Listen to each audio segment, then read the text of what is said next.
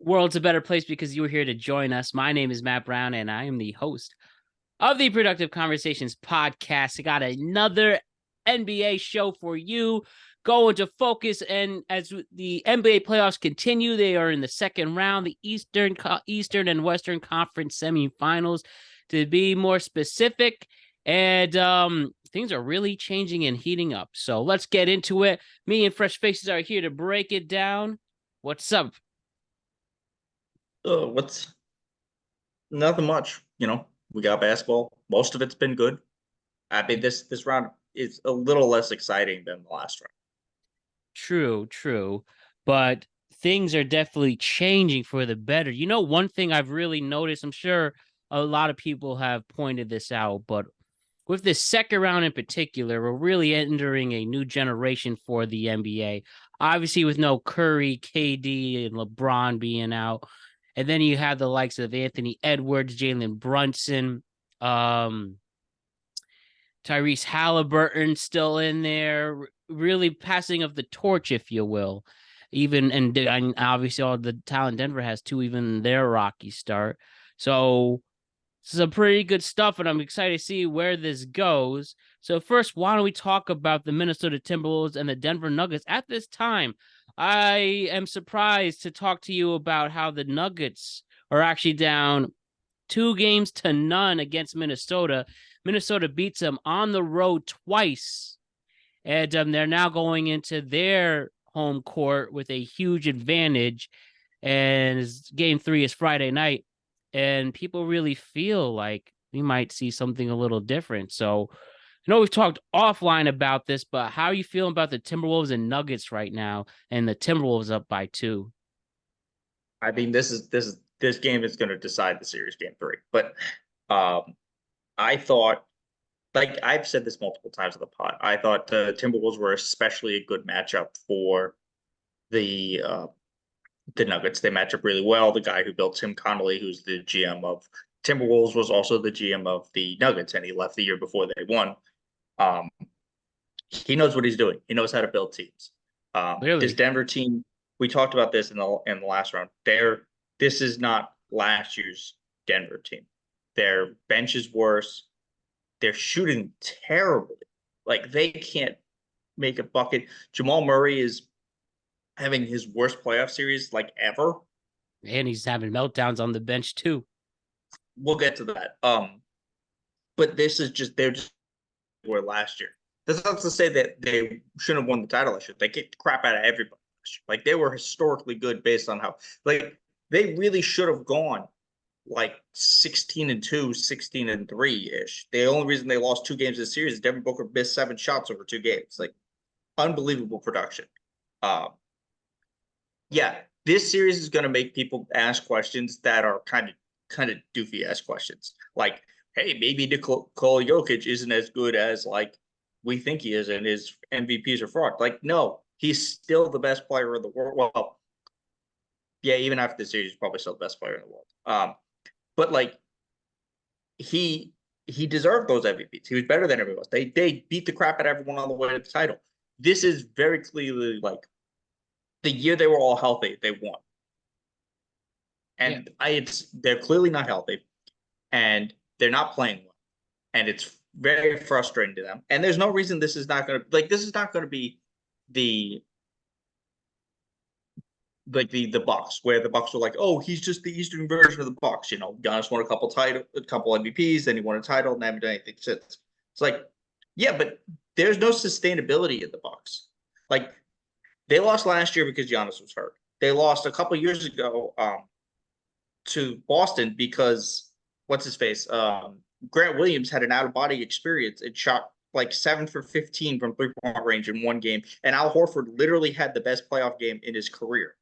Like, that's a fluky situation versus this Nuggets team that hasn't really had a chance. Like, this is their title defense. Like, they would have, like, their title is much more secure than like the Giannis title. Like, everyone pretty much acknowledges if Brooklyn was healthy that year, they would have won the title. Like, there's nothing like that for Denver. But on the other hand, they're getting their ass kicked Game one was kind of close. And then game two, that game was over like halfway through halftime or halfway through the second quarter. Minnesota's defense is unreal. And the thing that's like super demoralizing for the Nuggets about game two is Rudy Gobert didn't play. Like he Yes. had a kid. And for all the people who like, oh, you got to make those games. It's like, nah, Gilbert like that's Arenas. his first kid. They won a game. Like if we're talking like game 7 to the finals, that's a different story. But it's one playoff game. And he made the right decision to, be there for when his kid was born. And I think there was turbulence. That was like the only reason he didn't make it. Yeah, and also there for the mother, obviously, the other important part in that. That was Yeah. just funny. Gilbert Arenas just, this is the same guy who brought guns into the locker room and get caught with them too. But like He's these stories crazy. pop up like every so often. There was that baseball player a couple of years ago who missed opening day. I think it was like a pitcher or something. They got mad at him. It was like, first off, there's 160 baseball games a year. Like he missed one. Like relax. But no, this Nuggets defense is unreal. The just straight unreal. Like they're so like Jalen McDaniels or not. Yeah, McDaniels is unbelievable defender. DeCale Warner, that play where Jamal Murray crossed half court and they like put him in a straitjacket was just unbelievable. The Towns is playing out of his mind. Nas Reed is really good. Yeah, he's Kyle really Anderson, justifying his 6 man of the year in the series in particular. Kyle Anderson's good. Like Ant's a phenomenal defender when he wants to be. Like this team understands who they are and they're just special. And to be fair, I do understand some of the frustration that Denver had at the beginning of the game because they were getting clobbered in some of those calls. There was the play where Towns just ran over Jamal Murray and they didn't call it. And so like I understand them getting frustrated, but Jamal Murray should have been suspended for this game. Like I think Draymond gets this. Like I know that's the obvious thing, but like Draymond gets suspended for that type of shit. So for those who don't know, he threw a towel onto. He didn't even make it to the court, but then he threw an ice pack on the court in the middle of the play. Yeah, and the refs claim that the only reason why they didn't eject him because they literally didn't see who threw it. Whether you believe that or not, that's just their excuse. But it's not like, and I guess there's no like replay rule where about it where they go check. But like, yeah, I can understand how, because it's not even like the thing with this Denver team that is going is like they're missing stuff that they don't normally miss besides the 3-point shooting. Like just shots in the paint just aren't going in that they used to. Like Jokic's floaters weren't going in. It's so they're getting sped up and rattled in a way. Like they do need to go faster. But there's like 3 people who have any confidence on this team to shoot. It's Jokic, it's Michael Porter Jr. because Michael Porter Jr. at no point ever does he not want to shoot. And it's Murray. But the problem is Murray can't hit water falling out of a boat. Like this has been a consistent issue with him for the playoffs. He's just playing poorly. And they don't have they can't go to their bench. Like you can't replace him with somebody on the bench to bring it in. Like Peyton Watson can't shoot. Christian Braun's not a great shooter. You got to rely on 34-year-old Reggie Jackson. Yeah, like it's not. I don't even understand. It's unsustainable. And we talk about the youthfulness. I think the T-Wolves are literally, if not one of the top 5 youngest teams. I want to say they are the very youngest, but their stuff is skewed because like Ant's young and Nickeil Alexander is young and Jalen McDaniels I think Nasri's young, but like Rudy's 30 and Michael Conley's like 34. Yeah, and those so are like the old they guys. skew That's that. it. And I think Kyle Anderson's probably in his 30s. Right. Yeah, and I think the team collectively holds like about 25, the average of the team. So they have some older guys in there, which is fine. Like, but their defense is unbelievable. And look, this team is going to win the title. I think the Timberwolves they're gonna probably close the series out in 5. I think Denver gets 1. I think well, here's the caveat. If Denver doesn't get game 3, it's over in 4. but I think they get game 3.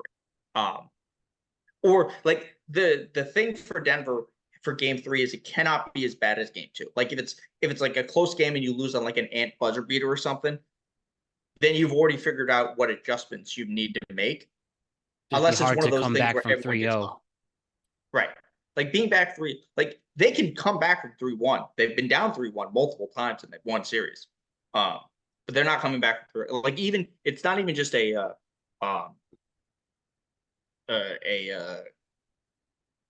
nobody's ever. It would be a mental thing that they couldn't do this. And it's not to say that this team is not going to come back and win the title next year. You know, they'll probably go deeper into their bench.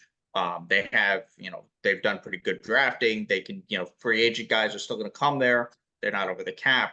They have lucked out. So they're never going to have to give Jamal Murray one of those $350 million contracts simply because he never is going to hit. He just hasn't hit those thresholds. He's never been an all-star. He's never going to be on one of the all-NBA teams.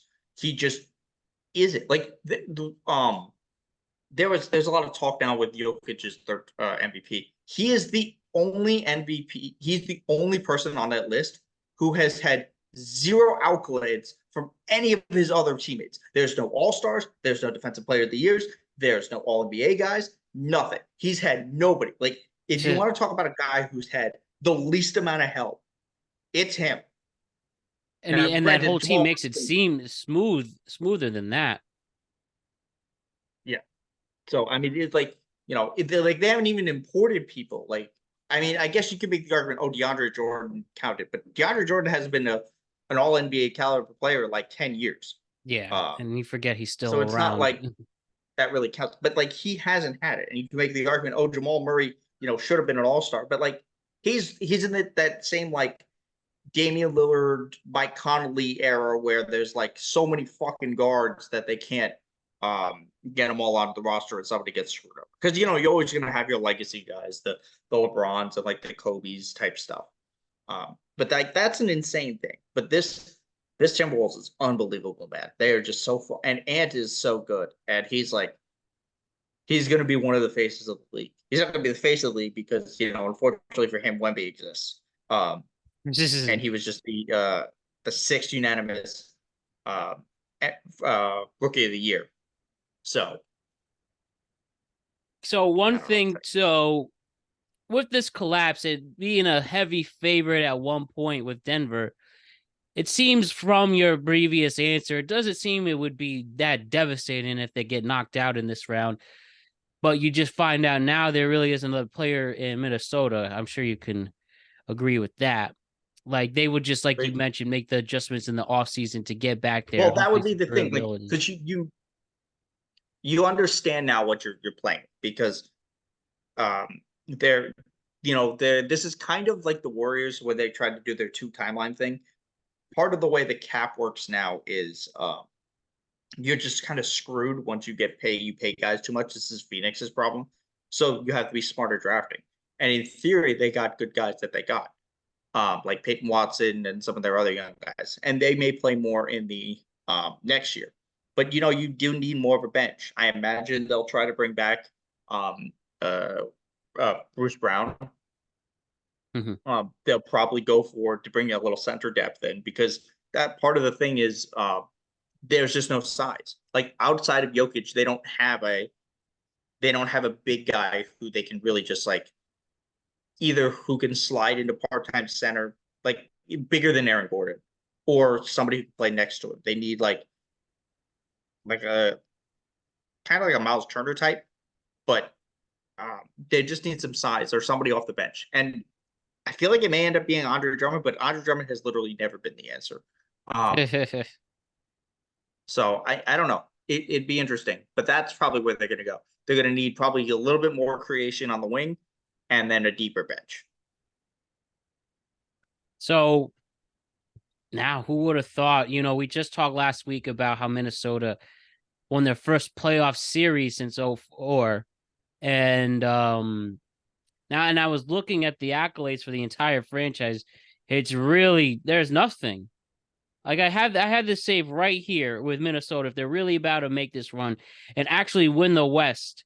So we have here for a team that started in '89, 0 championships, 0 conference titles, 0 division titles, no culture whatsoever, and now they might be really onto something and actually win a finals. That's your favorite right now. What this team has turned into, thanks to the rise of Anthony Edwards and getting these big acquisitions in the offseason as well, like a Rudy and stuff. Like, pretty impressive what this franchise has the chance to become in an NBA champion right now. Yeah. It's pretty impressive what they've done. Definitely. So why don't we continue on and now go to one of the Eastern series. We have the Knicks and the Pacers. At this moment, the Knicks are up on the Pacers 2-0. You and I discussed about how we expect this series to go fast, and the first 2 games were pretty close. In fact, you could argue that Indiana really should have won game 1. Game 2, the Knicks run away with it with an insane OG performance, but OG looks like he has a hamstring issue. We will not see him in game 3. I doubt we see him in game 4, maybe not even the series. We know those hamstrings are hard to work with. And you have Jalen Brunson, possibly with a foot issue. He's questionable, but he seems like, to his words, that he will be okay. And they didn't check an MRI to see if there's anything changed. He must have just got really hurt. But at this moment, with the Knicks up, but they're losing a major player in OG now, you still expect the Knicks to take care of this in 4 and 5, but the next series will be really, really tough. Obviously, assuming Boston gets there. You think they're going to sweep Indiana? They have 4 healthy players. I think it's going to 5, but now with this injury, it could be a little different. I will have to stick to my guns with it. But coming into the series, I originally thought it was going to be Knicks in 5, despite, as you mentioned, Indiana's deep bench, major scorers, and stuff like that. But now with this injury, the series could look a little different, especially with no OG. Yeah. So if I was not Tom Thibodeau, because Tom Thibodeau probably won't do this, I think I would rest Jalen Brunson in game 3. Mm-hmm. The problem is, I don't know who, if you rest Jalen Brunson, you're going to lose the game by 30. And, one thing to add to that, too, with Deuce McBride getting more minutes, and he got more minutes in game 2, obviously, because Brunson didn't even play in the second quarter, and he actually struggled. And also now with not only Halliburton being the all-star he is, but seeing what TJ McConnell was turned to, and he was actually given a lot of problems on Brunson on defense. I agree with that stance that they could that would be a huge miss and quite a sacrifice. But I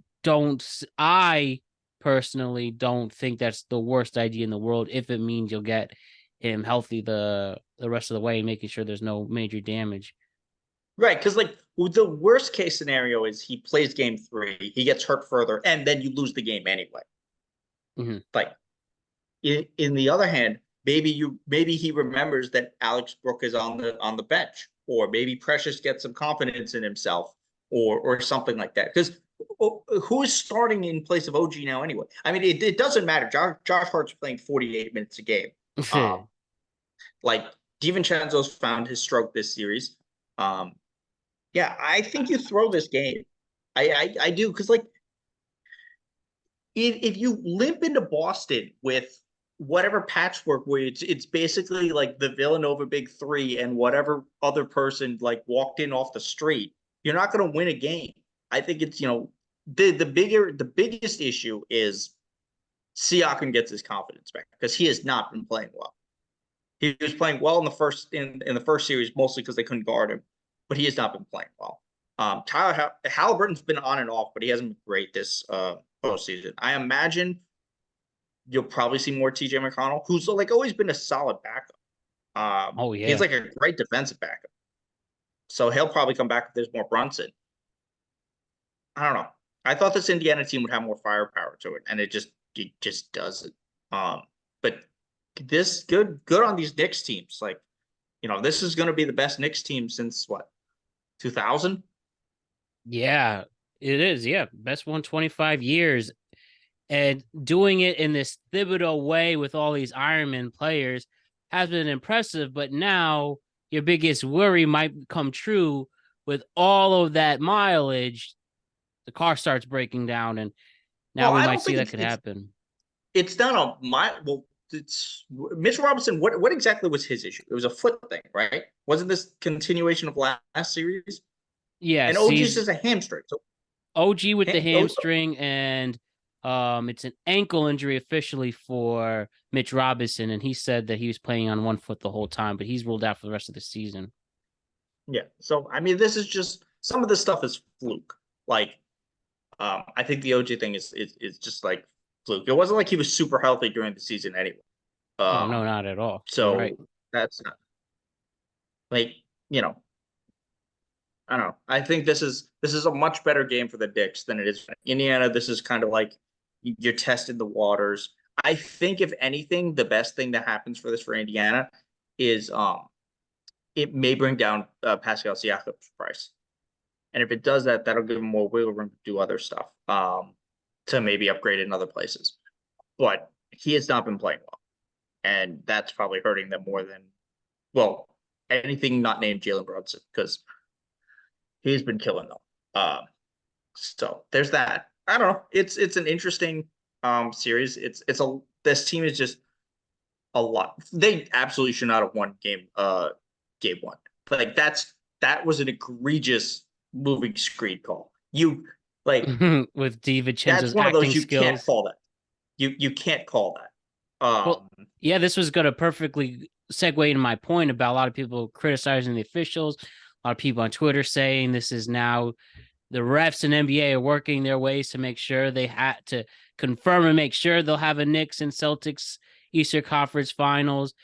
And, with players calling the double dribble on Hardenstein, as you mentioned, the screen to so that was the a bad call. They yeah, overturn the double dribble? That got overturned. yeah. Pretty much the other ref said, "No, that's not it." Yeah, that But was Rick just an angle. Carlisle just lost his shit because, um, as you mentioned, they've been getting killed by the officials, and I'm not going to deny it. I mean, as for a team who's seen every single one of his teams in all sports been screwed by officials or refs or umpires, um, I'm just going to go with the part of the game argument.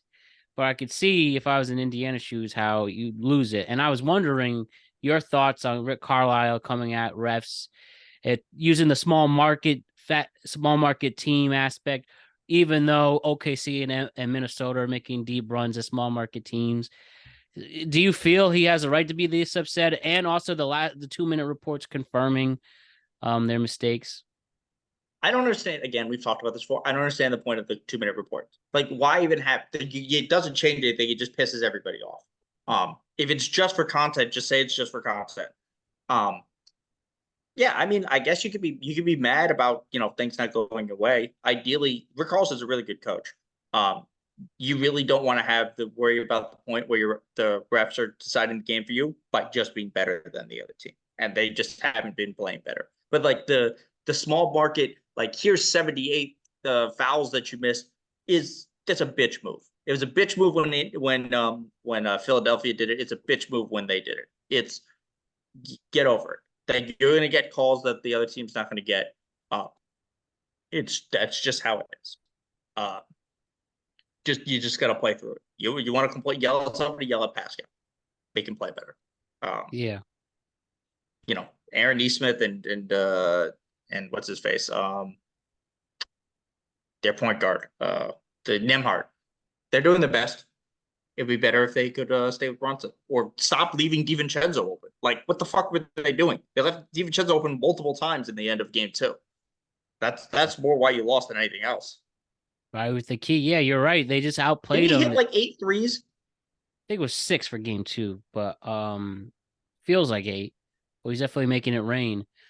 And yeah, now we'll see what happens game 3 on Friday night. And see how Thibs is going to move this rotation now with these injuries. But I still feel the Knicks can pull this off. And when we actually get to the Eastern Conference Finals, we can worry about it then and see where the rosters are at for both teams. as we might as well talk about the Celtics and Boston now. Now, as we're seeing it, we're recording live in the middle of game 2 with the with the Cavaliers destroying. Looks like they're going to win by at least 25 points. But as we Are they said, up that much? I know they're up 12 at halftime. yes, at this moment, the score is 116 to 89. But do you Okay. and all the backups are in, so do you just feel like similarly to this first round, they just give them one? They get one. No, well, it's different or... than the first round. Like I thought Cleveland was going to get one just on Donovan Mitchell going crazy, or just them getting hot. This Boston team's not a full strength because I don't think Porzingis is coming back this round. But yeah, Indiana gets one or Cleveland gets one. I always figured this would go 5. They're not better. I think if they get another one, then it's a problem. Or if without looking, having watched the entirety of the game and looking at the box score, it depends on the way they won. Like, did they win like Miami did, where they hit just an absolute fuck ton of threes? Or was it just like a deeper issue that the Celtics may have just because they're trying to figure out how to play around without having a Porzingis? That's ultimately what will decide the series. I imagine it's more of a hot shooting night. Celtics just Derek White better. Was terrible at 3 for 11 here, only 1 3. Evan Mobley, who people were criticizing being slow with the offense, he did get a double at 21, 10, and 5. And then another Mitchell 29, 7, and 8. So so it seems like it was an off night here, as I'm seeing. I mean, the Boston went 39, only went 40% in the field. So just another slow night, but I agree with you. It's all Boston. I don't expect him to lose anymore in the rest of the series. And they'll be back in the Eastern Conference Finals as expected. You just wonder if Donovan Mitchell, if they're not gonna win this, is he gonna request out, and Cleveland will have to start looking for a new start? You think that's gonna happen? Well, either way, they're gonna make moves because let's say Donovan Mitchell stays, they're not gonna keep Darius Garland. I think he's probably gonna get moved, and I don't know if they keep Jared Allen either. Like it's clear you're not gonna keep both of your bigs. And Darius Garland hasn't been great this postseason. So you're gonna have to do something to change because you're like the stat that like watching that them play the Magic, there was like that run he had, Donovan Mitchell had in game 5 to 6. I don't think I've ever seen anything like that where he scored. I didn't realize how big it was, but he scored every single Cavs point from the end of the third quarter in game 5 to like the second or third basket of the first quarter of game 6 or game 7. Like I don't know if I've ever seen a player score every single point for his team in a quarter like that. Yeah, it wasn't like a Dwight Howard in his little run, nothing like no, that. But like but Dwight wasn't a good scorer. Like somebody else would have to have scored. Like, could you how are you in the locker room with him after that going? How the fuck did nobody else score for that? Like, I didn't realize how long the streak was. Like, I didn't realize that anybody else hadn't scored at the end of the third quarter. But like, that's insane. He dropped 50 points and nobody else scored in the fourth. That's like an insane thing to have happened. And I would love for somebody to like figure out if that had. I can't imagine it's ever happened before. But yeah, no, this Cavs team is, they're not it. I don't know where they go from here. And you don't think but even to be with clear, a it's healthy... not that they're not it because like, oh, they made the Donovan Mitchell trade. They shouldn't have. The Donovan Mitchell trade made sense, and it still makes sense. Like people thought Mobley would develop more. They thought like in hindsight it would make more sense, and it just didn't work out in the way that like they don't have enough wings. They got absolutely bullied last year. So I mean, it's they're an interesting team. Like I mean, they may end up with like LeBron may come home next year, and then this is a totally different team. That I don't would know be how much of fun a to see. LeBron changes your franchise at this point. Especially if you're Cleveland. Just for straight, PR reasons at this point. And I have to say, our LeBron clip this past week, 20,000 impressions across all platforms. Great work on that, Faces. And everybody just loves to talk LeBron and see where he goes, but we'll worry about that later. And then our last series at this moment, Oklahoma City and the Mavs. Oklahoma is up 1-0.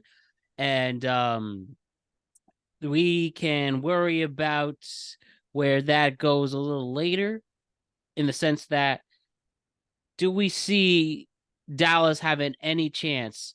And game 2 will be on by the time we're recording.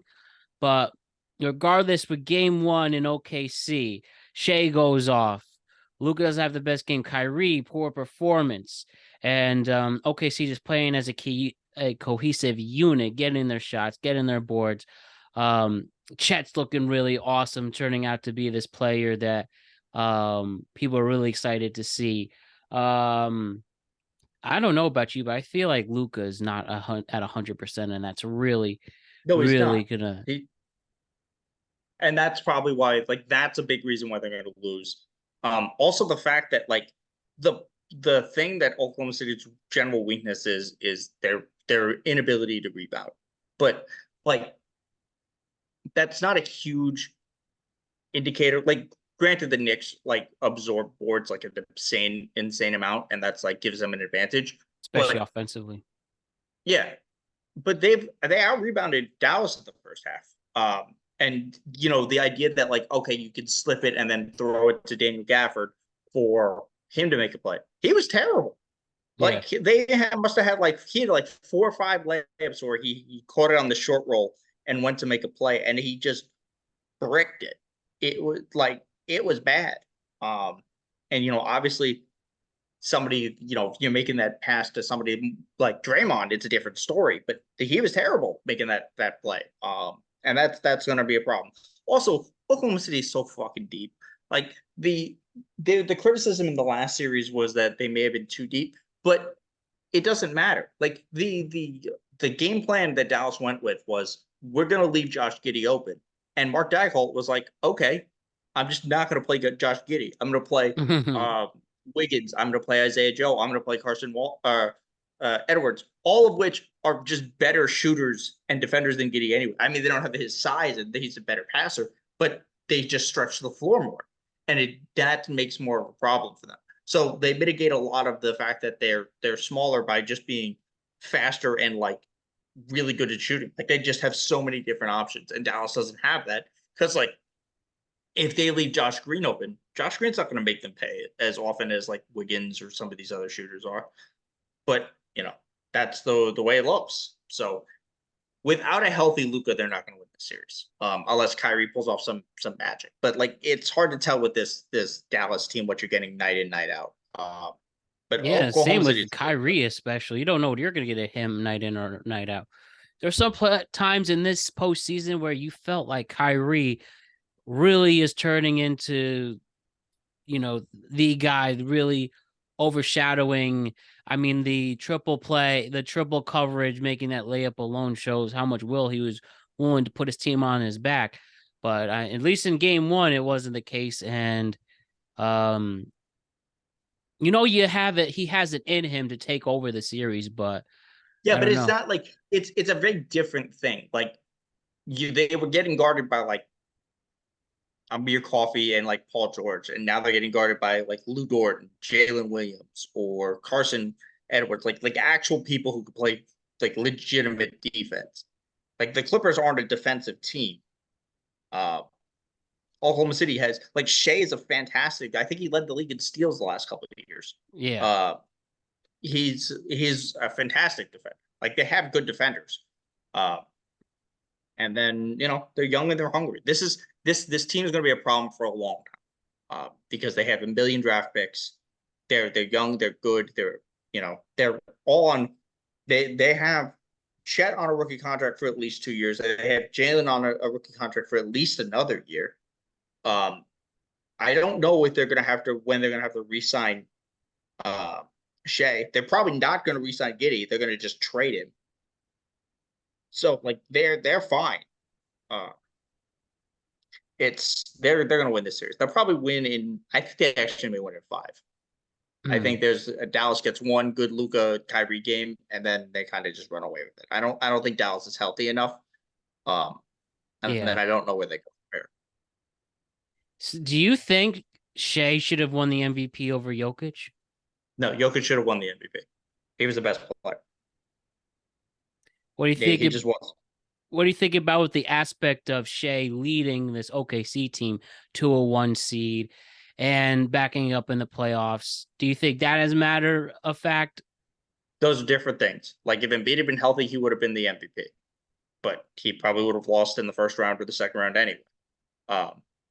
Like it's the playoff. There should be playoff MVPs, and I mean there is. It's the Larry O'Brien Trophy. But like it's different. I think Jokic is the best player. Shai's team was better. Like they just played better consistently, and also like they're coming off a championship hangover. Jamal Murray missed a ton of time. That's the other thing. Minnesota and Oklahoma City were incredibly healthy this year. Like they were the healthiest teams in the league. Like they did not, well, other than Cat going down basically at the end of the year, they were like healthy across the board. That was a big reason why they were, as good as they looked. Yeah. They had good injury luck, which is surprising, especially when you consider somebody like Chet, who weighs like 15 pounds more than I do. And then the pounding he takes basically being their sole big guy. Like the fact that he didn't roll his ankle and was out 2 weeks is like a goddamn miracle. The best ability is availability. And like I said with you, when we mentioned with the second round, the matchups aren't as attractive maybe as the first round towards the end. And there's still plenty of series to go. Who knows? But it seems right now the teams that are supposed to win are going to win it in a short amount of time, in a short series. And might as well save the time to break down the actual conference finals when we get there. But regardless, let's still see if we can enjoy some basketball. Let's see what adjustments teams have to make, especially amongst the injuries. And draft lottery Sunday. Yes, draft lottery Sunday. We'll see who is going to get some luck. You have any predictions for that? Spurs end up with 2 top 10 picks. I think the Raptors fall to 7. I can't like. So why do the Spurs get lucky again like that? No, I don't even care if we get 1. If we get 5, 6, and 7, that's fine. Like this is not a year we get 1. We're taking topic with our first pick anyway. The Raptors were tanked so blatantly with the Jonte Porter thing. They don't deserve a pick this year. Just make them at 7. And it's a 54% chance anyway. I just saw with the Knicks at a long time blatantly trying to tank, and they'd only get to 3rd, and that 3rd overall pick's not even on the team. Okay, but like think about how much better off you would be if you had Zion. Like how much more miserable it's definitely not a complaint. It's just I'm saying those teams that are blatantly trying to tank, they caught on with the Sixers that they got to stop this. So well, that's why they flagged me off. So it hasn't really worked. Like I don't know the last time the worst team in the league got the number 1 pick, because the Pistons have been the worst team in the league the last 2 years. At least they have some future ahead. But like the reason they were the worst team this year is they have the worst coach in the league. Just one of the most expensive though, with that fat contract in Monty Williams. Yeah. Yeah, but it's if the Spurs get it again, why not? For you specifically, I'll be happy for them. But every decade they just hit at the right place at the right time. Listen, it's fine. Well, in 2050, when we draft the next historic, big man prospect, it'll be fine. I would just want somebody else. That's why teams like a Minnesota. Well, actually, them. It's not going to be that long. They're going to get the pick from the Hawks at some point in the next 4 years. Mm-hmm. And so that's where they're going to get the next guy. I don't know if it's going to be next year with Cooper or whatever other big man. No, you know what it's going to be? It's going to be Wemby's brother. I didn't even know Wemby has a brother. Is he on his level? I think he's slated for 26 or the 27 draft. What's his name? I don't know. Just Wemby's brother. All right. Well, I'll I do just some know there's research another on one. that. I mean, if he's a 7'6", I could shoot He's a 6'8" three in right there. now. 6'8". Okay. Wow.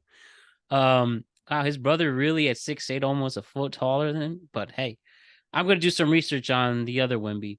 I'm really intrigued. And I don't know if you saw, I thought it was expected that they were gonna announce the TV deal last week, but I guess they're in final negotiations. It looks like NBC is gonna get that third spot. Is that they're gonna? It's look like Peacock and NBC Universal's getting the TV rights, and I think it's 2.8 billion they're offering, and they're gonna see if TNT matches it, and if they don't, well, and that would be a bummer to lose inside the NBA. And they have some really good, and they have some amazing play-by-play. Kevin Harlan's great. I like Brian Anderson's good. Iron Eagle. I think it would just stink to see Turner lose the NBA. Yeah, like I mean, look, if you're gonna lose the NBA, you should at least try to pick up the WNBA, at least to keep something, because you could probably get it for relatively cheaper, and then still have some type of ability to be like, we were the first ones to like really package this. Because I don't even know what channel WNBA games are on, much less when they're on. Yeah, I guess the only ones I could think of is just the local markets get them, and then like Sometimes MSG ESPN holds too, I the think. yeah, like MSG will put on Liberty games and stuff like that. But obviously now with Caitlin Clark coming in her draft class, you might be seeing a real push for this league. And I believe they're about to start next week. And the preseason is, or like preseason start next week. Anyways, I I gotta think do they're more research on playing that. because she was playing Yeah. games. Yeah, they're starting the preseason. So we'll see, especially once the finals are done, if will be a special summer where if they can outrate baseball, that'd be something. And we'll see. I just don't know what we'll see. I don't know the how much of effect it will be. I just have to do more research on that. But anyways, great work as always, Faces. I'll see you next week to see where these series go, or we'll be previewing a conference finals a little early. And it's gonna be a lot of fun. We appreciate the time, my friend. Yeah. All right. Have a good one. See ya.